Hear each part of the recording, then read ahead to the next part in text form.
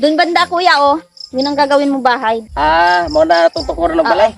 Yun ang doon ka gagawa. Dali na. Halika dito. Ito manong oh. Mo ni Ito lugar papagawa namin. Dali ra kayo ni. Ano sa tingin mo?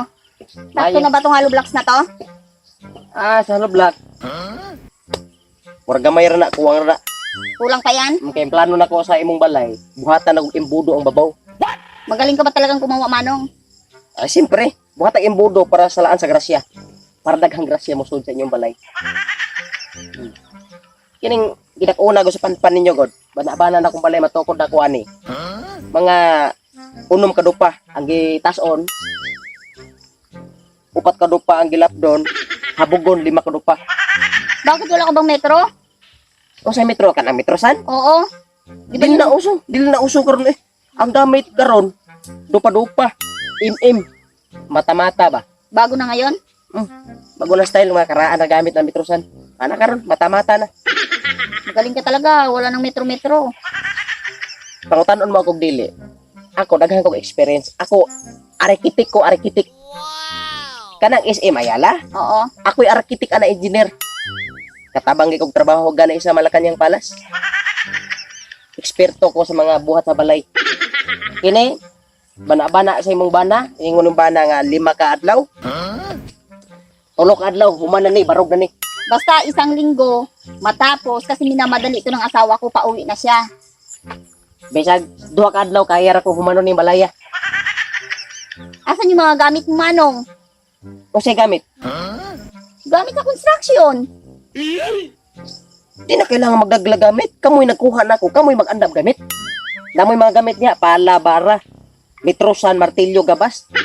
Ayos ka rin, manong, no? Ikaw yung gagawa. Dapat, ikaw yung may mga gamit niyan. Ikaw yung may mga bit-bit niyan. Hindi yung may-ari, yung magpapagawa, yung... Di ba gusto ka dali mahuman ng balay? Oo. Kamoy pag-andam gamit.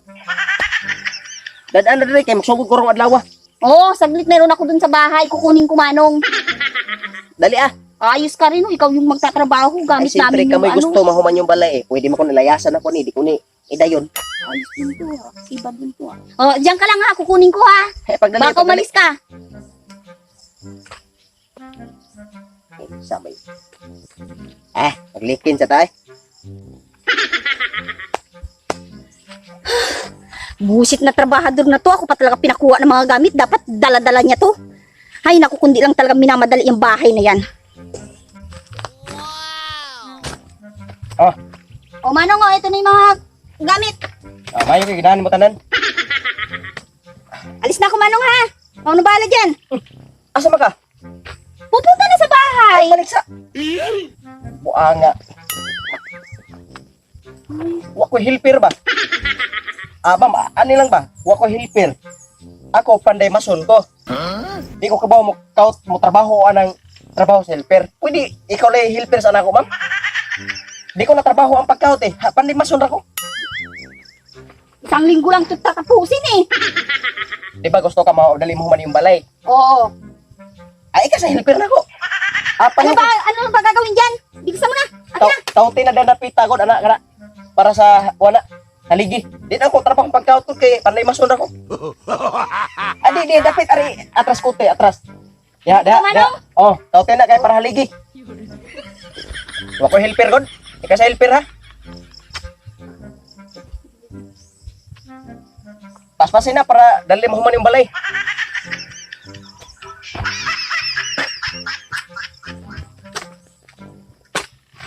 Ang bangag ha, dako ang bangag. Oh, ito manong faktor ba to? Naugsa din ka mo kaut noon.